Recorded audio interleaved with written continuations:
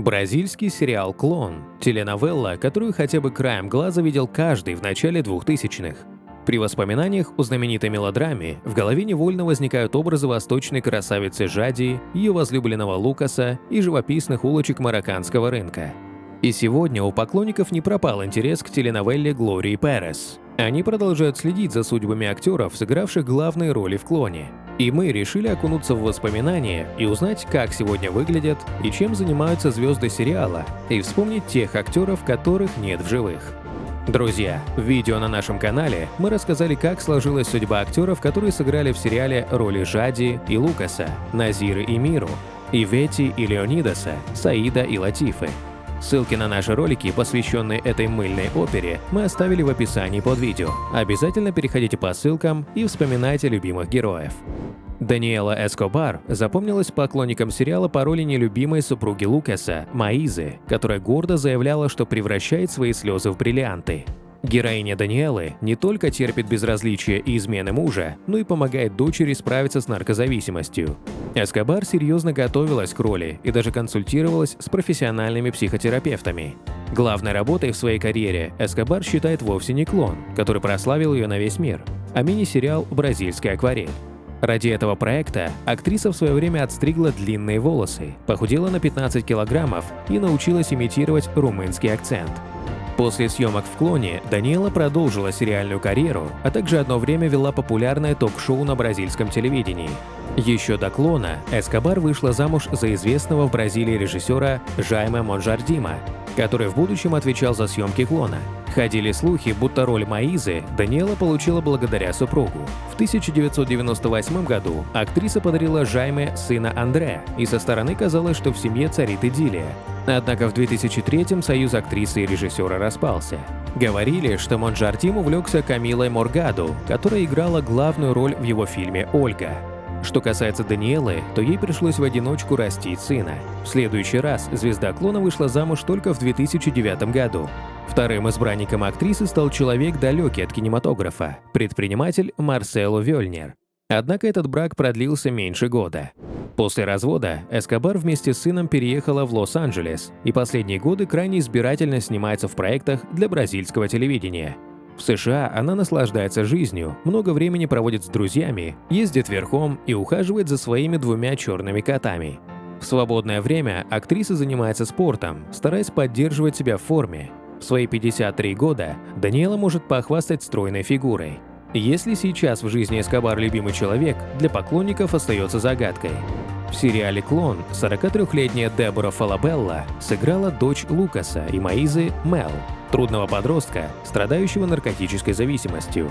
Этой теме в сериале было уделено отдельное внимание, а сама Дебора, которой на момент съемок было 22 года, для подготовки к роли даже посещала Центр анонимных наркоманов.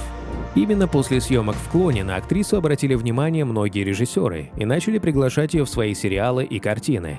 Однако долгое время Фалабелле все равно не удавалось отделаться от статуса актрисы одной роли. Изменить это смог только сериал «Проспект Бразилии», в который Дебору в 2012 году пригласили на главную роль.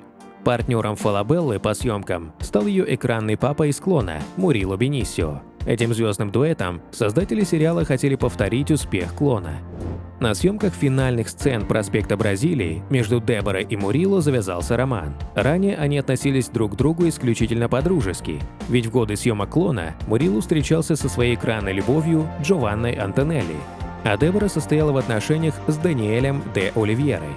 С ним актриса без лишнего шума рассталась в 2004 году, а уже в 2005 вышла замуж за музыканта Эдуардо Иполито с творческим псевдонимом Чак. Через 4 года после свадьбы на свет появилась их дочь Нина, однако вскоре после этого Дебора и Даниэль приняли решение расстаться.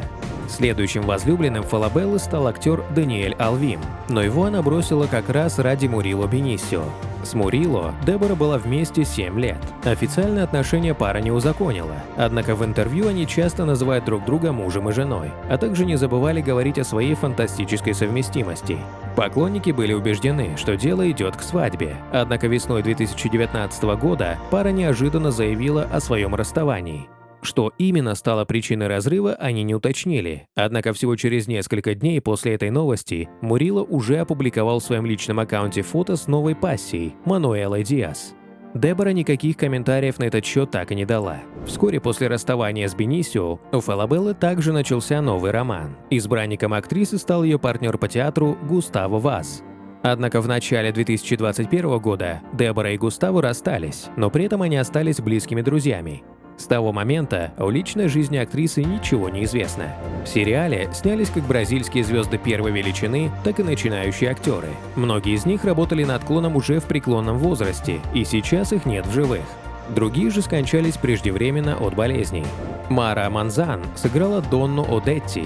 Крикливая, высокомерная и готовая на что угодно ради богатства, эта женщина-вулкан однозначно привлекала внимание зрителей.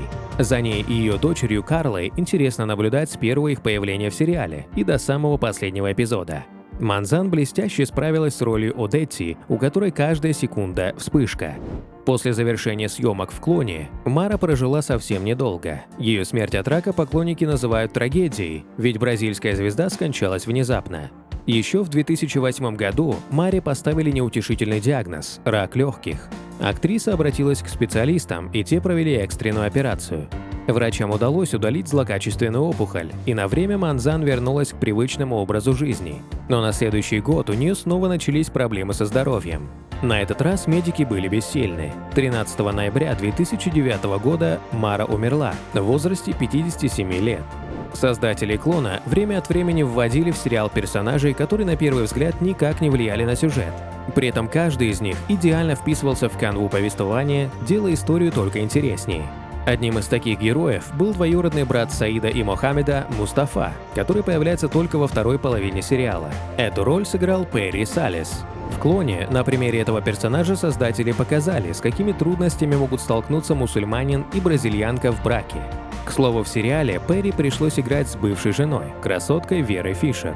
Смерть Салеса была неожиданной, его не стало 17 июня 2009 года. Известно, что причиной кончины 70-летнего исполнителя роли Мустафы стали проблемы со здоровьем, которые прогрессировали из-за его преклонного возраста. После смерти Перри Вера Фишер не раз признавалась, что она тоскует по бывшему мужу, с которым у нее остались дружеские отношения после развода. Себастьян Васконселос сыграл роль дяди Абдулла. Вечным противником дяди Али был дядя Абдул, родственник Саида и Мохаммеда. Оба они были истинными мусульманами, но Абдул при этом трактовал Коран слишком дословно, что вызывало постоянные споры между ним и Али. Надо сказать, что поклонники «Клона» до сих пор неоднозначно относятся к герою Себастьяна. Впрочем, в его фильмографии было немало других известных работ, начиная с «Секрета тропиканки» и заканчивая «Воздушными замками».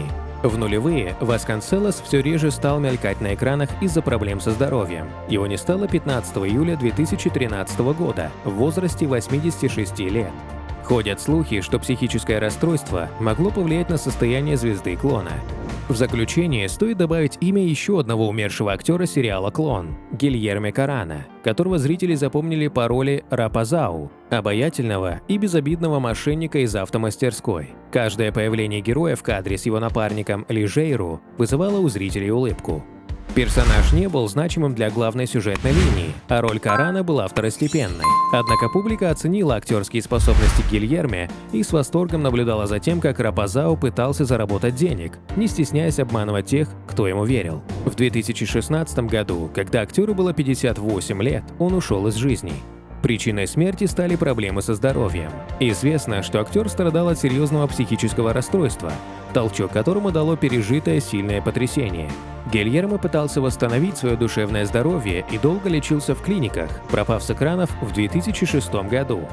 В последние годы жизни мужчина уже не мог без посторонней помощи передвигаться, употреблять пищу и перестал говорить. Друзья, ссылки на наши ролики, посвященные бразильскому сериалу «Клон», мы оставим в описании под роликом. Обязательно переходите по ссылкам и вспоминайте любимых героев.